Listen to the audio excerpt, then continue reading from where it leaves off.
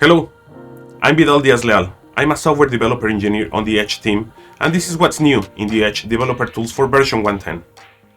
In 1.10, we made recording large heap snapshots in the memory tool much faster. We also improved our focus mode UI to make it easier to customize your experience. We made several accessibility improvements and fixed multiple contrast themes issues. Finally, the Sources tool now supports automatic in-place pre-printing of minified files. Let's dive in.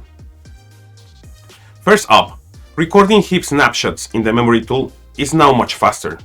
In previous versions of Microsoft Edge, generating very large heap snapshots that are over 1 GB could take minutes. In certain cases where many elements were stored in memory, it could take up to 15 minutes. In Microsoft Edge 1.10, the memory tool is now up to 86% faster when recording large heap snapshots. The larger the snapshot, the more speed improvements we're seeing. If you notice improvements in this area too, or want to discuss about these in more details with our team, go to aka.ms/heap-snapshot-feedback. Next, we made various improvements to focus mode in the DevTools to make it easier to customize the UI so you can see only the tools that you're interested in. First, when moving a tool between the activity bar and quick view, the right-click menu shows the actual placement of the toolbar you're moving a tool to. Next, the right-click menu no longer obscures the tool name, making it easier to see what's happening. And finally, keyboard focus is preserved in activity bar or quick view when moving a tool between them and removing a tool.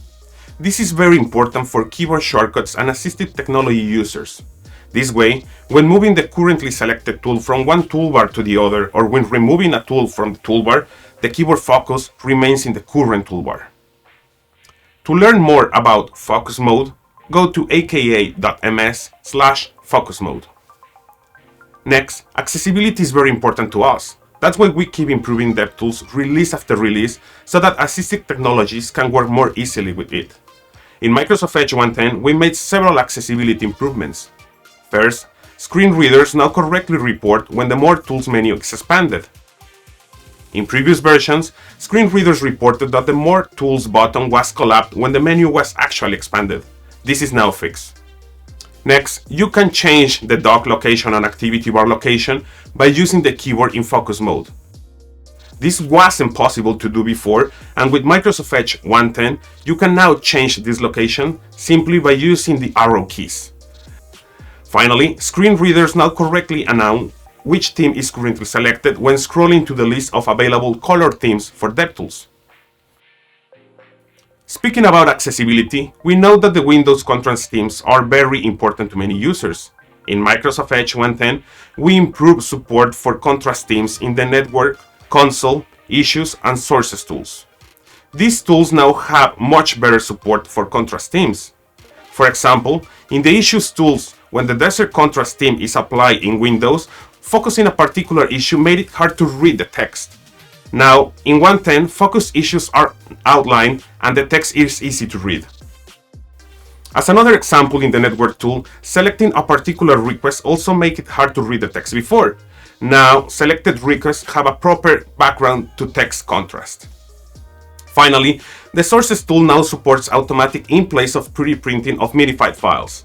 Previously, the Sources tool displayed the actual file content by default, including for minified files. When you clicked on the pre-print button manually, a new tab will open showing the format content. Now, with version 1.10, the Sources tool automatically pre-prints minified files and does this in place in the same tab. You can always click the pre-print button at the bottom of the code to go back to the original content. That's it for the new features of Microsoft Edge 1.10. But before wrapping up, here's a useful DevTools tip. In CSS, you can use the Prefers Color Scheme Media feature to detect if the user prefers using a light or a dark theme in their operating system.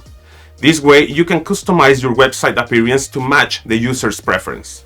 And with DevTools, you don't need to change your operating system theme to test this. Open the Elements tool.